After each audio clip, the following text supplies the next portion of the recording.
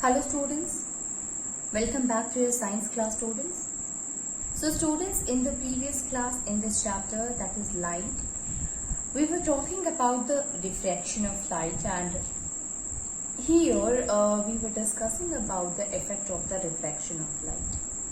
You see students, we have seen a lot of a thing, and there we said we have understood that why diffraction does not appears when a light rays or when a beam of a light falls on a surface or passes from one medium to another, and the beam of a light falls perpendicular to it. So what happens when a beam of a light falls perpendicular on the or passes from one medium to the another? At that time, since all the rays are falling on the other medium or passing through the other medium at the same time, because of that, no such kind of a refraction can be seen easily. If we talk about the effect of refraction, we find that there are a lot of different effects, like the object appears little bit above the object, which is not we are not able to see when the medium was not changed. It appears afterward when we look exactly perpendicular to that of the surface. So surface also in that of the other medium also appears little bit higher. Stars, you all have heard about that why stars twinkle, and the reason for the twinkling of the star is also due to refraction of the light, since light move from the one medium to the another medium. So these are some of the effect of the refraction of a light, students. We had already discussed the first one, in which you see that was a stick or a pencil which is partially immersed, obliquely immersed into that of the water. It appears little bit bent, and the reason of the bending of it is due to refraction. As the light passes from one medium to another, that will causes a lot of refraction, okay, due to which it appears bent. So these are the things that we have already discussed, that we have already seen in the refraction of a light. Now let us see a second example, in which an object which is placed under water,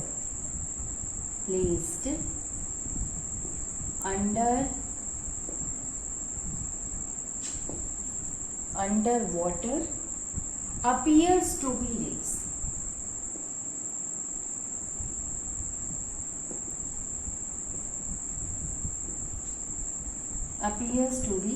So object placed under water appears to be raised. So what happened? Let me show you with the help of a diagram. So suppose this is a vessel. Okay, this is an empty vessel right now. It is an empty vessel, and in this vessel, you see, student, that there is a coin. Okay, a coin is there. Let me show you. So a coin is there. So this is a coin.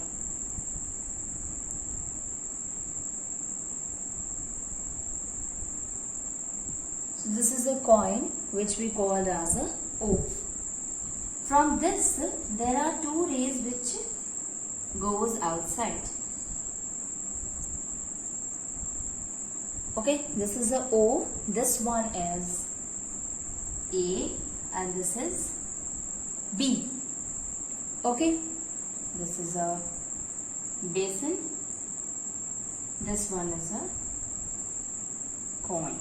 Basin and coin. And an observer is there here.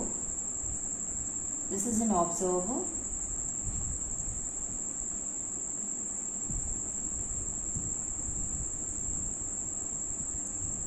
This time the observer is not able to see it. It is an eye. And right now coin is not visible. I'll tell you what happened here, students. Basically, the basin is right now, it is empty, and the ray of a light which is coming from that of the coin, since there is no reflection occur, and the reason for the reflection not to occur here, because the medium, there is no change in the medium, still it is in the air, and there is no water filled here. So ultimately no refraction will take place, and since no refraction has been take place, the light ray simply passes out without showing any kind of a refraction. Now an observer who is here is not able to see the coin which is present in the basin, and the reason, since no refraction has been occur here. But here what we have to understand, that the object which is placed under water, it appears little bit raised. The question here, that since the coin is present at the bottom and it is not raised little bit, that's why we are not able to see the coin very easily. The observer is not able to see the coin. Now if we take the second case, and now we will fill the vessel with the help of water. So suppose this is the same vessel, students, and this is a coin, the same coin, and O, which is the O. Now this time it is filled with the water. This vessel is, it is filled with the water.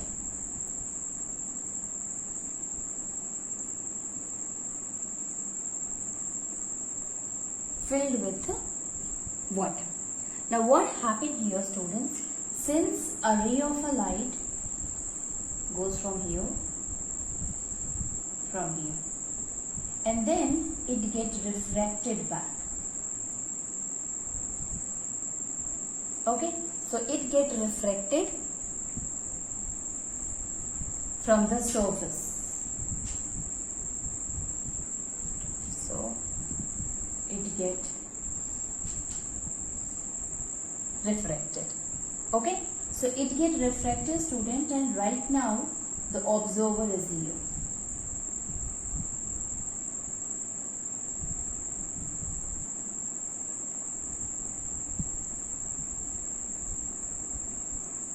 This is eye. Now coin is visible. Why is this so? How coin is visible? Refraction happens. Now our eye is not able to see it like that. So, okay. So the coin will be visible here.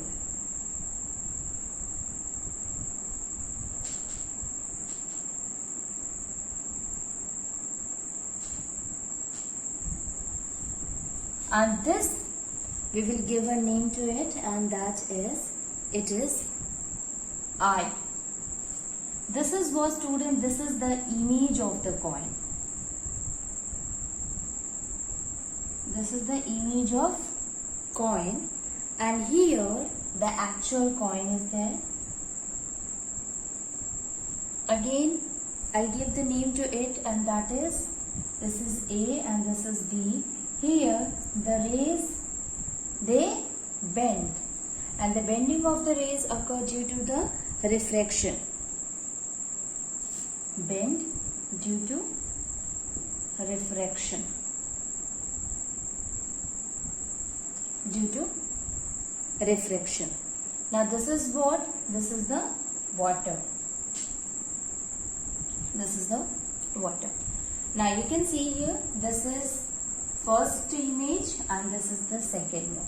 What is the difference that you find here, student? That at this one there is no water was present, and due to which there is no such refraction occur, and since the point was present at the bottom here, so the person, the observer, is not able to see the coin.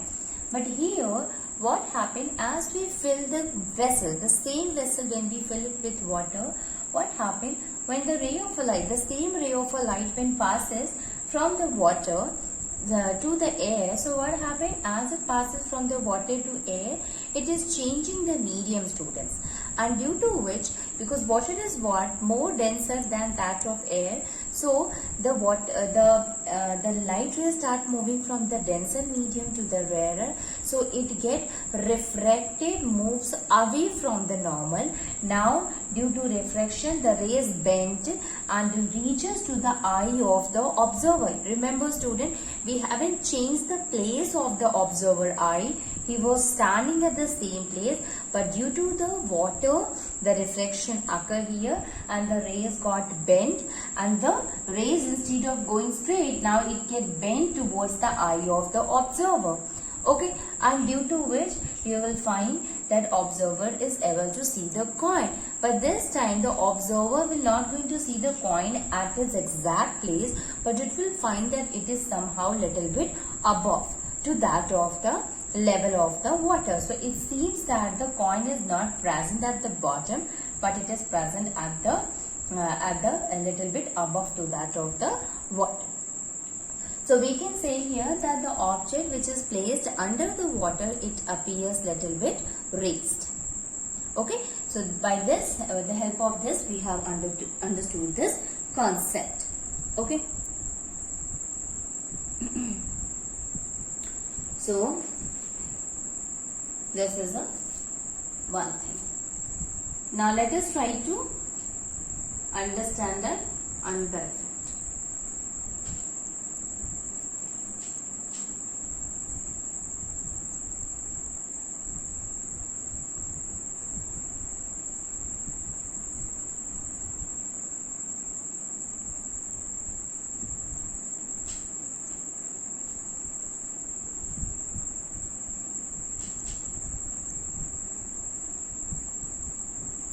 So, you see, a pool of water appears, third one is, a pool of water appears to be less deep,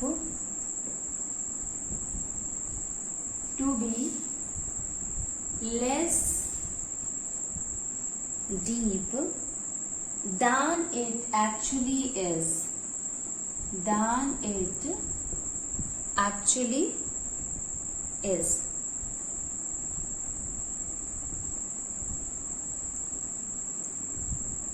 Than it actually is. Pool of water appears to be less deep than it actually is.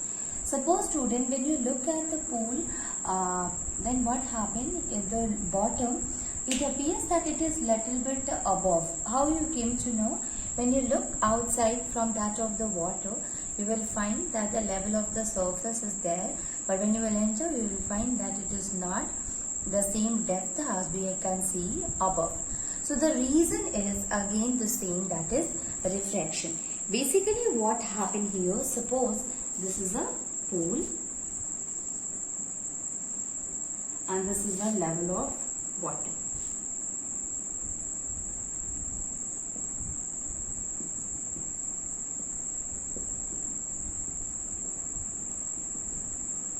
This is the water. Now what happened?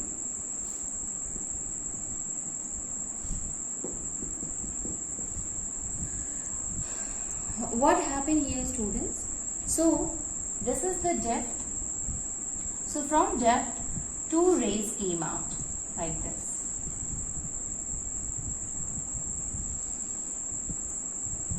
The two rays came out and finally they get refracted.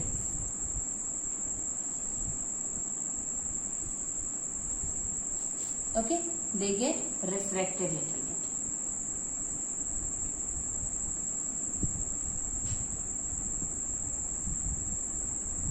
Now, what happened? An observer who is watching that of the depth, suppose students, here is that of the eye of the person. Let me draw a small structure of this to make you understand the concept.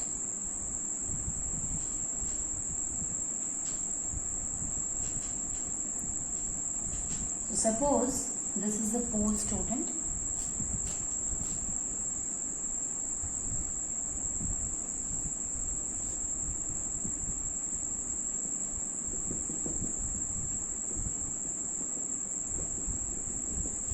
So if this is the depth and a ray will come outside from it and then another ray will come outside from here, they both of them get refracted. It means they move away from that of the normal.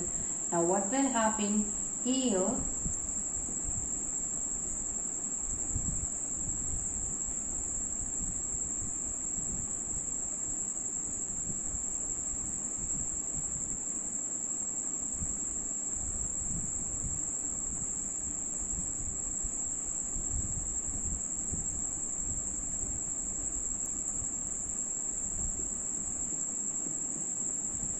An observer eye is there, students. Then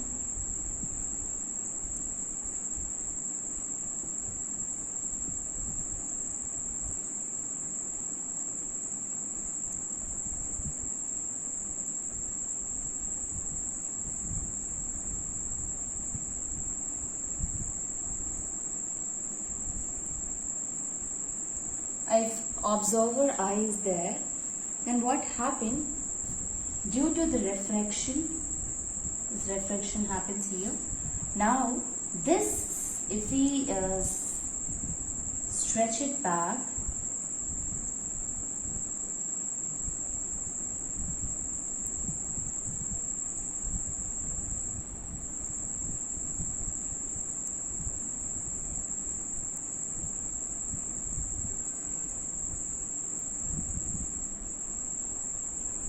if we stretch it back, what we will find that instead the depth is not here, but the depth appears to be at here. So if this is O, students, then this will be A and this will be B. Finally, X and Y is the ray which is coming outside. This is an observer eye. This is what, student, this is P, this is Q. But since it appears that the depth is here, so it will be like this one is the depth instead of the position that is at O. So this we will name it again I, and this is what, S and T. Suppose this is an S and T, students. Okay, so the apparent depth will be this much, but the actual depth is this much.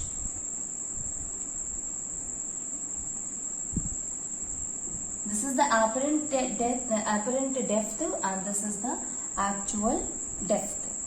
Okay, so we can say here that how a pool of a water appears to be deeper than the actually it is. It is because when a ray of a light coming from the depth reaches to the eye of the observer who is watching it, as it come outside, it will get reflected due to the passing of the light ray from one medium to another.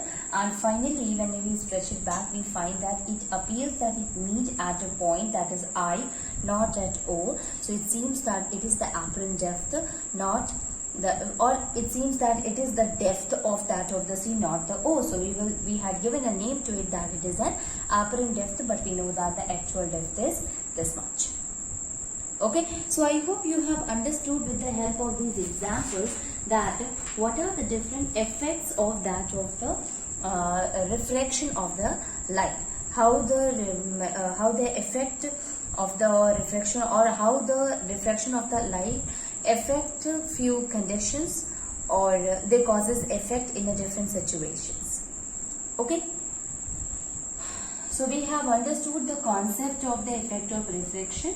Now let us try to understand the next topic, and that is laws of refraction of light. We are already aware of the laws of reflection of the light. Now let us try to understand the laws of refraction of the light.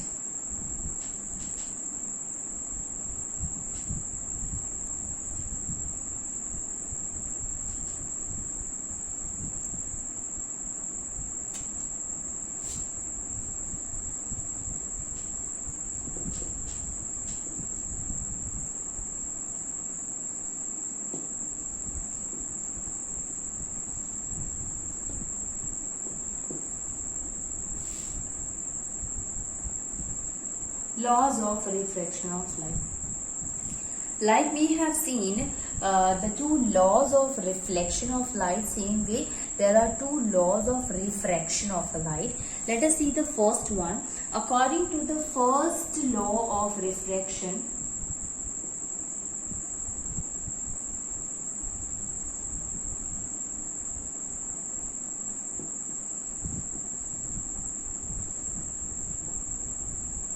again the same thing that we have seen in case of the first law of reflection, that the reflected ray, incident ray and the normal all lie on the same plane. Same thing here with that of the law of refraction, where the incident ray, reflected ray and the normal all lie on the same plane. Okay, so the incident ray,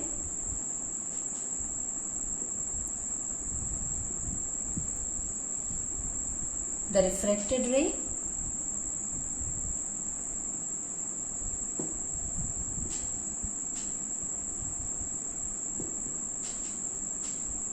and the normal, and at the point of incidence, at the point of incidence, all lie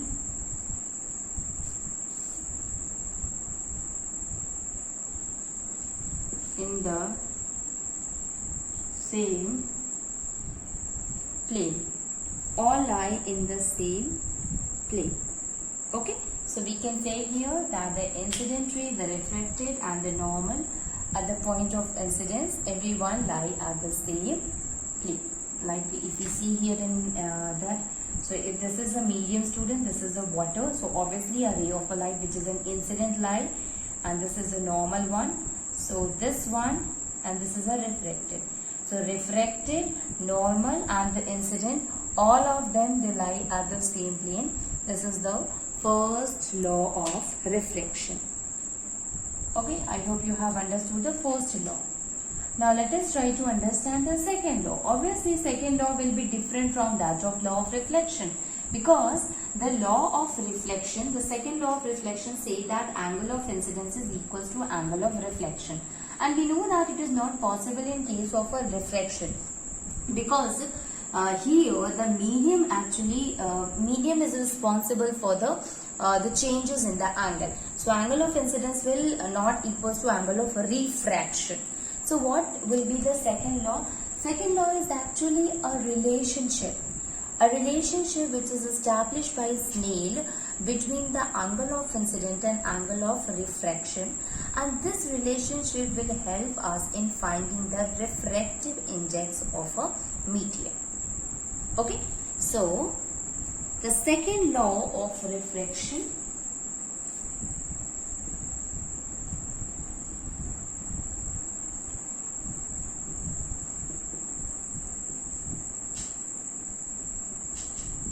the second law of reflection gives the relationship between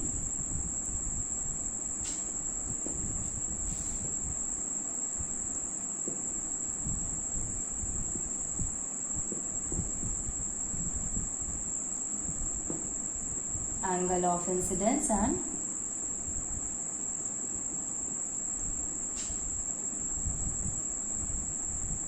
angle of refraction.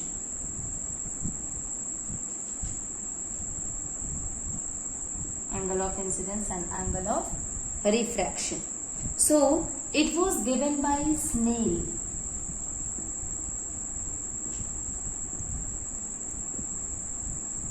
So this is also called as Snell's law.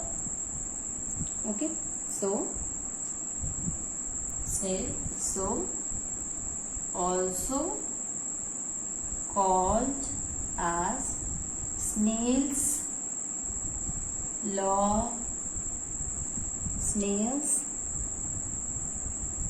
laws of reflection, Snell's law of refraction. Now let us try to understand what is the Snell's law of refraction, student.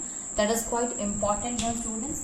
So that is angle of incidence is equals to angle of refraction, and that is the equals to a constant. Snell's law is, so it can be anything, student. The question can be asked that what do you understand by Snell's law? So Snell's law is nothing but it is the second law of refraction, which tells that the ratio of angle of incidence, the ratio of angle of incidence to the ratio of sine of angle of incidence. Sine of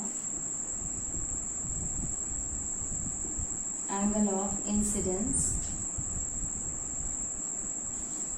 to the sine of angle of refraction to the sine of angle of refraction is constant,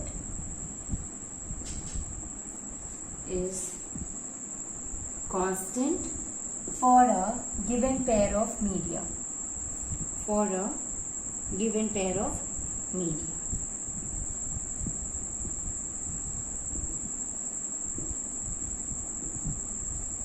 What is the meaning of given pair of media? It can be anything, student. It can be air and water, or it can be air and glass. Can be anything. So if a pair is there, a pair of a media will help us in finding the ratio of the angle of incidence to that of the angle of refraction. Here we can represent it in the symbolic form, and that can be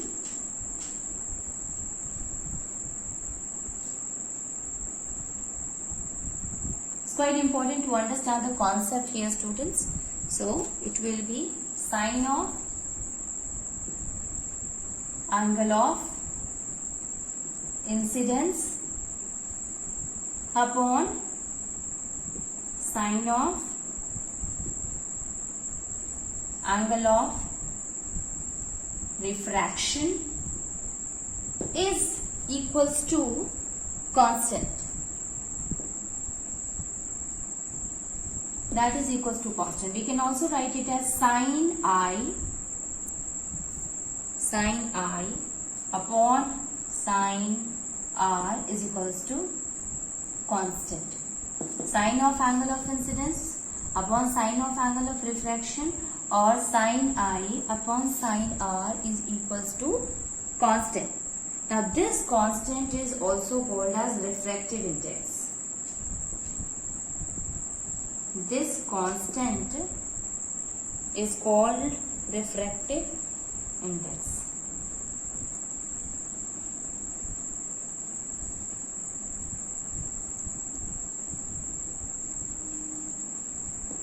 Is called refractive index.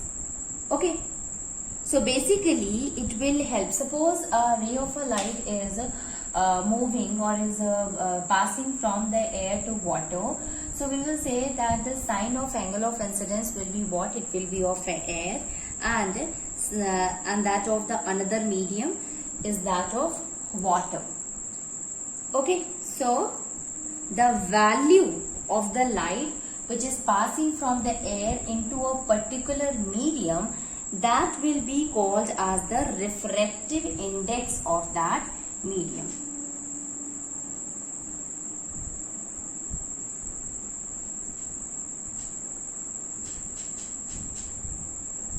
So we can say here that the value of the constant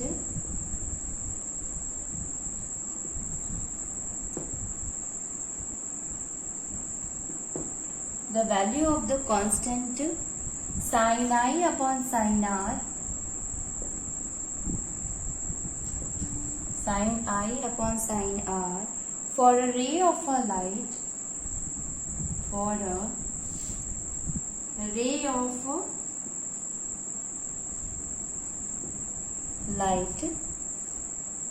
passing from air into a particular medium, passing from air into a particular medium,